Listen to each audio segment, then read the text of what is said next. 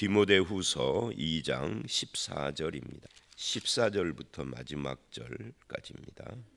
이제 오늘 이 말씀 14절서부터 3장 9절 말씀까지, 여기는 이제 악한 자들로부터 분리할 것을 도전하는 그런 말씀입니다. 그래서 3장 5절을 보면 우리가 잘 아는 유명한 말씀, 이 같은 자들에게서 돌아서라라고 말씀을 하죠. 잘못된 사역자들의 태도와 비교되는 바른 사역자의 모습을 보여주는 그런 말씀이기도 합니다. 이제 그 중에 14절서부터 26절 오늘 묵상 말씀, 여기는 부끄러울 것이 없는 일꾼으로 인정을 받아야 한다 하는 그런 내용을 가지고 있죠.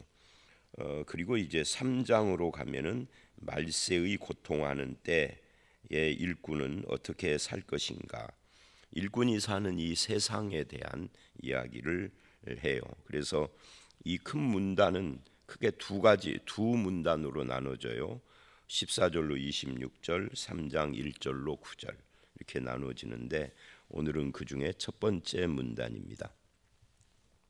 우리는 2장 1절로 13절 어제 말씀에서 바울이 우리는 예수 그리스도의 군사로 고난을 받는 성도들이다라고 말을 하면서 9절에 나는 고난을 받아도 하나님의 말씀은 매이지 않는다라고 말을 했어요. 그리고 11절로 13절 그러므로 예수와 함께 고난을 받으면 우리가 왕노릇한다 이렇게 말을 했습니다. 그리고 이제 예수님과 함께 고난 받음으로써 왕노릇을 하는 구체적인 삶의 적용을 말하는 것이 오늘 본문이에요. 그래서 14절 상반절을 보면 너는 이 일을 기억하게 하여 엄히 명하라 라고 이야기를 합니다. 이 일을 기억하여 엄히 명하라, 그러니까 지금 부드러운 권면이 아니라 엄히 권면하는 그런 명령이다라는 거죠. 그들로 이 일을 기억하여, 그들로라고 하는 이 그들이 누구냐 하는 것은 아마도 1장 끝에서 나온 부겔로와 허모게네 같은 이런 사람들, 그리고 오늘 17절에 나오는 후메네오와 빌레도 같은 이 사람들만 있는 건 아니에요. 이런 사람들이 중심이 된 어떤 무리들이 있겠죠. 그들을 엄히 명하라 이렇게 이야기를 하면서 그 엄히 명해야 할 내용 중에 첫 번째가 무엇이냐 하면은 이 14절로 17절에서 주로 말 문제를 이야기를 해요. 말다툼과 헛된 논쟁, 이것에 대해서 이야기를 하고 있죠. 그러니까 이 바울을 버린 사람들은 부겔로와 호모게네인데, 오늘 본문에 나오는 이 후메네오와 빌레도는 이렇게 그들이 하는 말이 뭐가 잘못된 말이에요. 그것은 이제 교리, 신앙과 관계되는 그런 말인 거죠. 어쨌든 이 말다툼과 헛된 논쟁에 대한 이야기인데, 여러분 왜 말다툼이나 헛된 논쟁이 그리스도인들에게 적당하지 않느냐 하는 것을 성경 다른 곳에 말 이야기가 참 많이 나오죠. 특히 이 잠언 같은 곳에 말에 대한 이야기가 나오고, 시편도 상당수가 구설수하고 관계되는 그런 내용들이 나와요. 그런데 오늘 이 디모데 후서에 한정해서 생각을 한다면 이런 거예요. 예수 믿는 사람들은 왕노릇하는 자들입니다. 또 왕노릇 해야 할 사람들이기도 해요. 왕은 왕 아닌 사람들과 말다툼 하나요? 저는 왕 안 해봐서 모르겠습니다. 근데 내가 왕이라고 하면, 조선시대나 이런 고려시대 왕이라고 하면 찌질한 것들하고는 말도 안 섞을 것 같은데, 말다툼 품위일 것 같은데, 그게 그런데 오늘 한국의 예수 믿는 사람들, 나쁘게 표현하면 예수쟁이들은 너무 품위가 없어요. 마구 말하고 뱉어내고 다투고 헛된 논쟁을 하고 그러는 모습들이 교회 밖이 아니라 교회 안에서도 굉장히 많이 있습니다. 왕이 아닌 거죠. 왕은 왕인데 정말 찌질한 왕인 거죠. 그죠? 그래서 이 본문은 직접 대고 너는 왕이니까 이렇게 말은 않지만, 말하자면 말다툼 이야기를 왜 하느냐, 우리 그리스도인들의 신분을 생각하면은 그런 말 품위를 지키지도 않고 말을 함부로 하고 그래서 논쟁하고 다투고 이러는 것이 적당치 않다. 오히려 예수 그리스도와 하나님의 말씀을 붙잡고, 우리는 진리를 가진 자예요. 진리는 말싸움 같은 거 하는 것이 아닌 거죠. 그런 말씀에 의지해서 사는 사람들입니다. 그래서 말다툼하지 말라 하는 겁니다. 왜 이것이 중요하냐? 이는 그래요. 14절 중반에 이는 유익이 없고 도리어 듣는 자들을 망하게 한다. 우리가 신앙이든 또는 신앙 밖의 문제든 어떤 문제를 가지고 교회 안에서 말다툼을 하고 막 자기 주장을 하고 큰 소리를 하고 하면은 자기들이야 그러고 말면 끝나요. 그리고 어떤 면에서는 내가 이 교회에서 그냥 속에 꽉 갖고 있던 거 그냥 이번 회의 때 막 쏟아놓아서 후련할 수는 있는데, 그걸 듣는 신앙 약한 자들은 망한다. 이 망한다라는 말은 그 뉘앙스가 신앙을 팔아먹는다, 그러니까 신앙을 포기한다, 이런 것도 포함하고 있는 거예요. 그러니까 우리들의 그런 자제하지 않는 말버릇 때문에 누군가 한 사람의 영혼이라도 신앙을 떠난다면, 예수님이 그랬죠. 그런 사람은 어째야 된다고요? 연자맷돌을 목에 메고 바닷물에 빠뜨려야 된다. 그러니까 심판받는다는 이야기. 생각을 해보세요. 연자맷돌이 아니라 좀 무거운 돌을 메고 바닷속에 들어가면 나올 수 있겠어요? 죽는 거죠. 심판 이야기하는 겁니다. 그만큼 한 영혼의 실족이 중요한 문제다 하는데 우리는 그런 것 아랑곳 안 해요. 내 감정 풀면은 그것이 끝인 거죠. 그래서 특히 이 교회 안에서는, 교회 밖에서도 그래야 되지만 우리가 이 내 속에 있는 말, 이건 막 뱉어내는 것은 주의해야 할 필요가 있는데 그게 잘 안 돼요. 그래서 우리가 말을 어떤 때 내 말이 강하게 나오고 막 그냥 주절주절 나오느냐면 내가 옳다를 주장하기 때문에 그러는 거죠. 문제는 옆에서 듣고 보는 사람들의 영혼에 상처를 주는 거예요. 하나님을 떠나는 거예요. 그를 불신의 길로 밀어넣는 거예요. 예수님이 또 바리새인들이나 서기관 이런 사람들에 대해서 이런 말을 했죠. 너희가 열심히 전도해서 배나 지옥 자식을 만든다. 천국 문 앞에 서서 들어오는 자들을 가로막고 있다. 그게 바로 그런 것이죠. 그래서 우리는 일단 왕입니다. 왕 노릇하는 자들, 베드로의 표현에 의하면 왕 같은 제사장들입니다. 왕이고 왕 같은 제사장으로서의 품위를 지켜야 되고, 또 우리는 진리를 맡은 자들입니다. 영혼에 상처를 주는 자들이 아니다. 이런 것들에 대해서 확실한 정리가 필요합니다.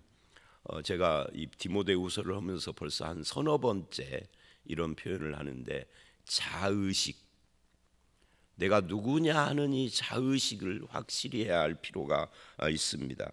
나는 그런 거 상관 안 해, 나는 목회자가 아니야, 이렇게 말하는 사람들은 저주를 받을지어다 입니다.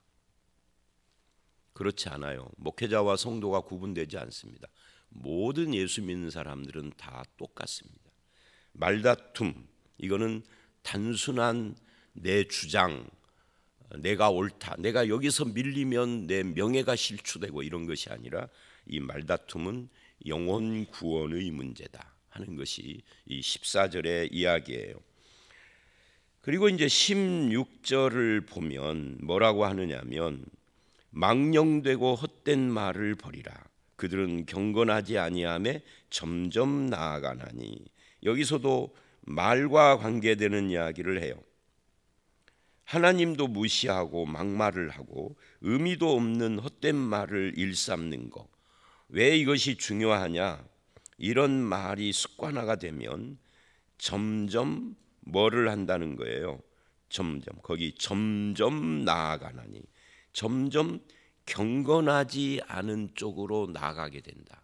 한 번 해가지고는 모르는 거죠. 점점이니까요. 이 점점이라는 말에서 뭐가 떠오르느냐 하면 그 유명한 이야기 있잖아요. 개구리를 뜨거운 물에다가 넣으면 튀어버리는데 찬물에다 놓고 서서히 데우면 그 안에서 죽어간다고. 뭐 실험을 안 해서 모르겠습니다만은 맞는 말 같아요. 근데 그 이야기가 갖고 있는 핵심은 이겁니다. 서서히 스며들어간다는 거죠. 여기서 점점이 그런 거예요. 나도 모르게 처음에는 안 그랬는데 그런 망령되고 허탄한 말을 습관처럼 쓰다 보면은 점점 경건하지 않은, 이 경건하지 않다라는 말을 쉽게 말하면 하나님을 무시하고 신자답지 않고 교회를 다니고 직분도 있는데 집사라는데 권사, 장로, 목사라는데 뭔가 이상하게 굉장히 세속적이고 또는 이렇게 말을 해보면 되게 은큼하고 뭐 이상한 이 선정적인 이 농담도 막 하고 이상해. 그죠? 그 사람이 처음부터 그랬을까요? 점점 그렇게 된 겁니다. 자기도 모르는 거죠. 남들은 다 아는데 그렇게 된다는 거예요.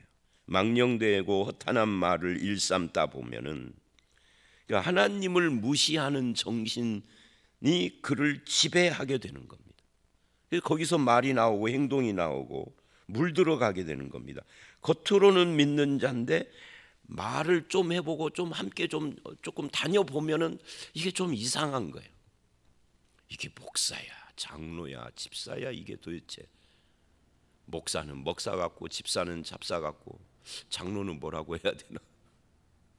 그런 것이 느껴져요. 여러분은 그런 경험 안 합니까? 저는 굉장히 많이 하는데, 근데 다만 저 사람 그렇게 보이는데 내가 당신 그렇게 보인다고 말을 못하는 거지. 목사라. 담임 목사 은퇴하면 그런 사람들이 있을 때 당신 그렇게 보인다고 말해야 할 것 같아. 할 수 있을지는 모르겠습니다만 눈에 보여도 차마 말을 못해. 목사라. 목사들 세계에서도 정말 저놈은 목사가 아니라 깡패 같다, 이렇게 느껴지는 사람들이 많아요. 여러분 모르시죠? 목사들 세계에서 몇 시간 함께 안 해보셔서 저는 사기꾼 같다 이런 생각이 들어요. 그러니까 이게 점점 그렇게 된, 처음부터 그렇게 된 것이 아닌 거예요. 뭐 때문에? 하나님 없는 삶을 살다 보면, 말로는 하나님을 말하지만 그것이 경건치 않은 일입니다.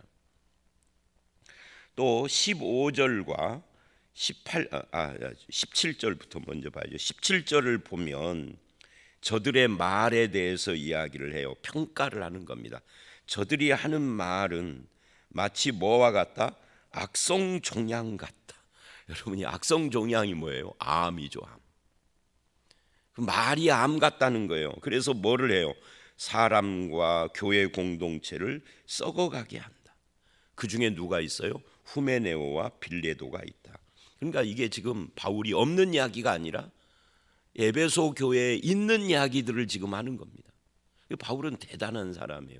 저는 알아도 말하기가 쉽지 않던데, 하나님의 사람은 다른 사람의 영혼을 염려하고 세워주는 일에 최선을 다하는 사람이에요. 그런데 이 호메네오와 빌레도는 어쩌면 그 교회의 무명인이 아니라 뭔가 지위에 있는 사람인데 저들은 사람의 영혼을 세우는 일에 아무 관심이 없는 거죠. 그냥 말을 막 하는 거죠.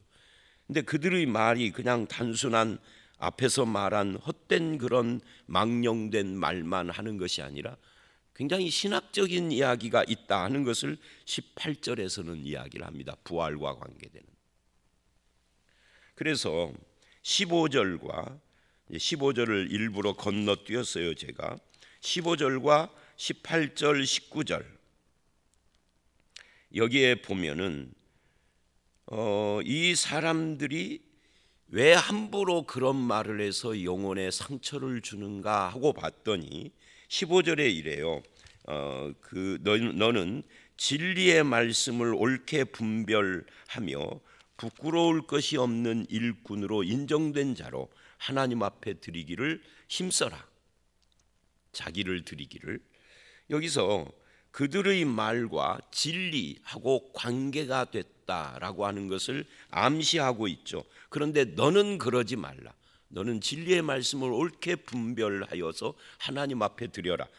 그러니까 후메네오와 빌레도는 진리 문제에서 문제가 생겼다라는 것을 말하는 겁니다. 그러니까 너는 그걸 분별해야 된다. 그릇된 길로 간 자들을 따라가지 말아라.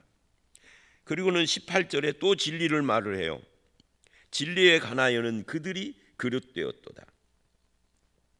그들이라는 것은 앞에 17절에 후메네오와 빌레도죠. 그들은 뭐가 잘못됐느냐? 부활이 이미 지나갔다 하므로 어떤 사람들의 믿음을 무너뜨렸느니라. 초대교회는 오늘 우리들보다 재림과 부활에 대해서 더 뭐라 할까요? 더 적극적인 믿음을 가지고 있었어요. 왜냐하면 그 당시는 예수 믿는 사람들은 믿는 순간부터 핍박을 받았으니까. 그리고 막 죽고 이런 것이. 오늘날은 민주시대라 종교가 다르거나 뭐 정권 잡은 자가 기독교를 반대하는 사람이 있어도 그냥 함부로 하기는 어렵죠. 독재 국가에서는 지금도 그렇게 하지만. 근데 초대교회는 그러지가 않았어요. 예수 믿는 순간 목숨을 내놔야 했어요. 그러니까 초대교회는 초신자들도 오늘날의 목사급 정도는 되는 거죠. 그 신앙이. 그러다 보니까 무엇에 대해서 소망을 가졌느냐면 예수님 재림과 부활에 대해서. 내가 여기서 예수님 때문에 목숨을 버려도 나는 부활이 있다. 예수님이 재림한다. 천국에 소망이 있다. 뭐 이런 것들이 강한 거죠. 오늘 살기 좋은 시대에 사는 사람들은 그냥 이론적으로만 천국과 부활과 재림을 이야기하는 경향이 있어요. 왜? 우리는 뭐 신앙 때문에 목숨을 내놓아야 할 상황에 있지 않으니까 그게 와닿지 않는 거예요. 그 대신에 오늘날 기독교는 자꾸만 이 땅에서 어떻게 하면은 잘 살까? 행복한 비결 7가지. 제가 항상 이 문제 할 때는 행복의 비결 7가지 이런 걸 자주 말하는데 그런 것을 실제로 설교를 참 많이 해요.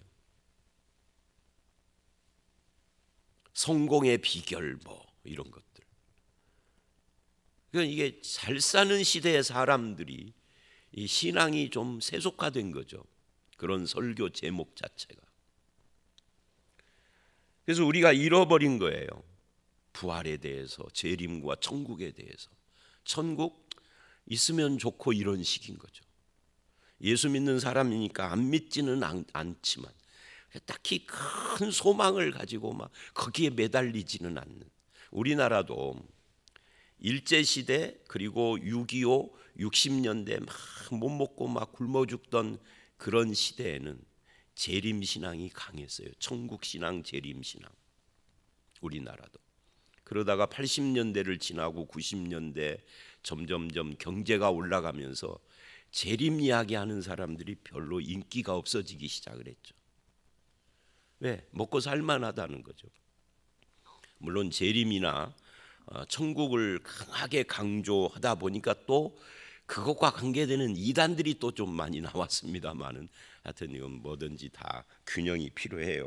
어쨌든 다시 돌아와서 그래서 이게 부활이 지나갔다, 이미 지나갔다 이게 무슨 말이냐면 예수를 믿으면 우리는 십자가를 통하여서 죄 사함을 받고 그리고 부활을 통하여서 하나님 앞에 산 자가 됐다. 로마서 4장이 말하는 거죠. 로마서 4장뿐만 아니라 에베소서 2장도 그 이야기를 해요. 그리스도와 함께 살아서 그리스도와 함께 하늘에 앉은 자가 됐다. 어디서? 지금 이미. 그래서 부활은 두 단계로 나눠집니다. 예수를 믿으면 영적인 부활에 우리는 이미 참여한 자들이에요. 이걸 우리는 중생 또는 구원 여러 가지로 부를 수가 있겠죠. 거듭남, 새로운 피조물이 됐다. 이것도 다 영적 부활하고 연결된 개념들입니다. 근데 거기서 끝나버린 거죠. 실제로 육체의 부활을 말하지 않는 거죠. 그게 이들의 신학이 뭔가 잘못됐다는 거예요. 영적인 부활뿐만 아니라 실제로 육체의 부활, 예수님 재림하시면 이것이 성경이 약속한 건데 그걸 빼버린 거예요. 그래서 부활은 지나갔다라고 하는 겁니다. 주로 누가 그랬을까요? 영지주의 이단 사상이 스며들어온 사람들이 그렇게 주장을 했어요. 그래서 삶을 무시하거나 그러는 거죠. 그래서 오늘 우리들도 우리의 신앙이 이 세상에서 살아가는 그리스도인의 삶을 무시하는 그런 경향을 갖는다든지 하는 것도 다 그런 잘못된 신앙에 물들었기 때문이다. 그러니 그들에 대해서 지금 그릇됐다라고 말을 하고 그거를 망령되고 허탄한 말과 지금 연결을 시킨 겁니다.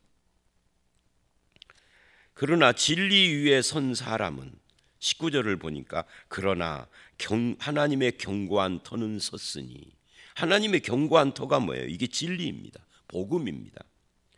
인침이 있어 일러스되 주께서 자기 백성을 아하신다. 그러니까 진리 위에 서 있는 성도는 하나님의 견고한 터 위에 있는 거고 하나님이 인치신 자들이고 하나님이 자기 백성을 안다 하신 그런 자. 여러분 이 세 가지를 생각을 해보십시오. 견고한 터에 섰다, 인쳤다, 안다. 이 세 가지는요, 세 가지로 설명을 했지만 한 가지입니다. 진리 위에 선 자의 영적인 신분, 하나님과의 관계는 확고하다, 변하지 않는다는 말을 이 세 가지, 견고한 터, 인침. 인침이 뭐예요? 너는 내 것이다는 거잖아요. 확실하다는 거죠. 자기 백성을 안다 이게 뭐예요? 이것도 확실함을 말하는 겁니다. 그러니까 진리 위에 선 사람은 그 신분이 하나님 안에서 그 믿음의 신분이 확고하다. 그러니 뭐를 해라? 지금 14절로 18절에서 말한 불의에서 떠나고 망령되고 헛단한 말들을 하지 말고 영혼들을 상처 입히고 죽이는 그런 말과 행동을 하지 말아라 라고 말을 한다는 거죠. 그리고 15절이 말하는 것처럼 하나님이 이 책망할 것이 없는 일꾼으로 인정된 자라는 것을, 그 자의식을 버리지 말고 그런 일꾼이 되기를 뭐라는 거예요? 힘쓰라는 겁니다. 여기까지의 설명이 다 거기에 맞춰져 있는 거예요. 여러분은 어떠십니까? 항상 자기를 점검해야 돼요. 남을 점검하려고 하는 사람들이 참 많아요. 아무개 집사는 어떻고 아무개는 어떻고 그러지 말고 자기를 점검하는 것이 먼저고 그 다음에 남을 바라봐야 되겠죠.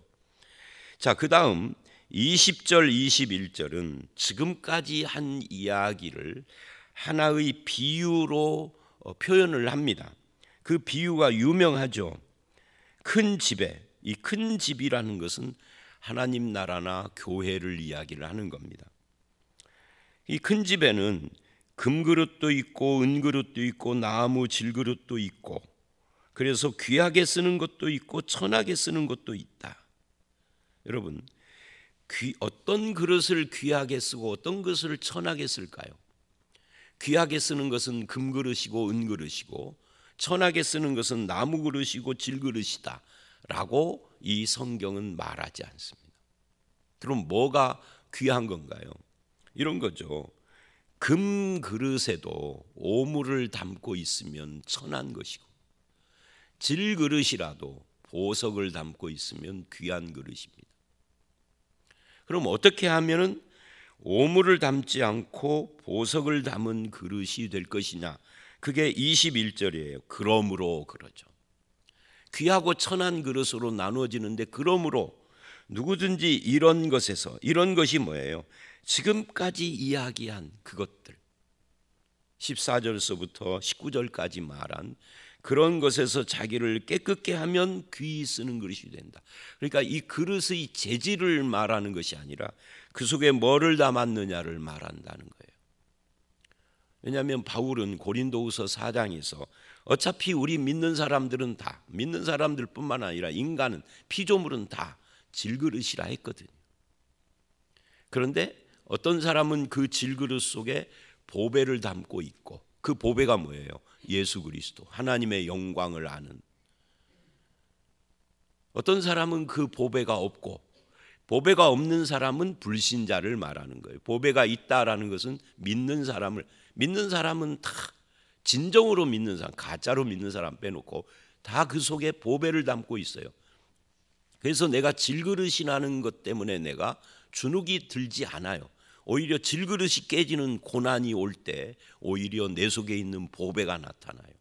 그래서 결국 오늘 본문도 금이냐 은이냐, 질그릇이나 나무 그릇이냐, 이걸 말하는 게 아니라 뭘 담고 있느냐.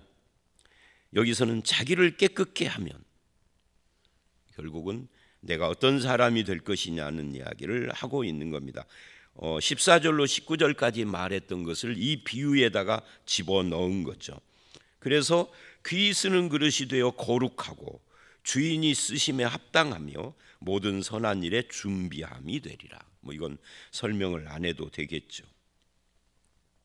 자, 그러면서 22절로 26절은 권면을 합니다. 이 권면의 내용은 세 가지로 압축이 돼요. 피하고 따르고 버리라예요.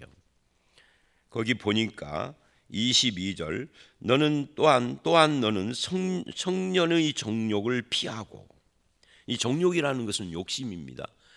왜 청년이라고, 이 청년이라는 건 20대를 말하는 건 아니에요. 60대도 청년의 정욕이 있는 것이죠. 그래서 이 정욕을 피하고, 이 피하라 말하자면은 그것들은 가까이 하지 말아야 한다. 주를 깨끗한 마음으로 부르는 자들과 함께, 그러니까 한마디로 말하면 믿음 좋은 사람과 함께 의와 믿음과 사랑과 화평을 따르라. 피하고 따르라. 우리는 뭘 피할 것이냐? 욕심을 피하고. 뭘 따를 것이냐? 의, 믿음, 사랑, 화평을 따르는데 믿음 좋은 사람과 함께, 혼자가 아니라. 그렇게 이야기를 하는 거예요. 그리고 23절, 버려라.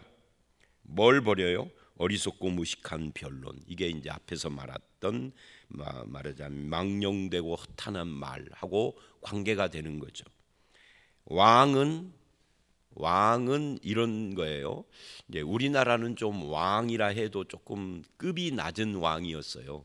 중국같이 규모가 큰 나라는 왕 위에 황제가 있었잖아요. 황제는 황제 앞에 가면 백보 밖에서 말을 해야 해요. 백보니까 엄청 마이크 안 되면은 소리도 안 들려. 그래서 중간에 그 사람이 하는 말을 전달하는 신하가 있어. 또 왕은 큰 소리로도 안 해요.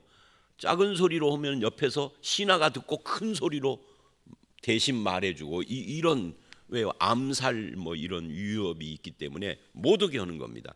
그런데 좀 급이 높은 사람은 50보 안에 오고, 좀 더 급이 높은 사람은 10보 안에 오고, 그런 것이 나누어져 있었어요.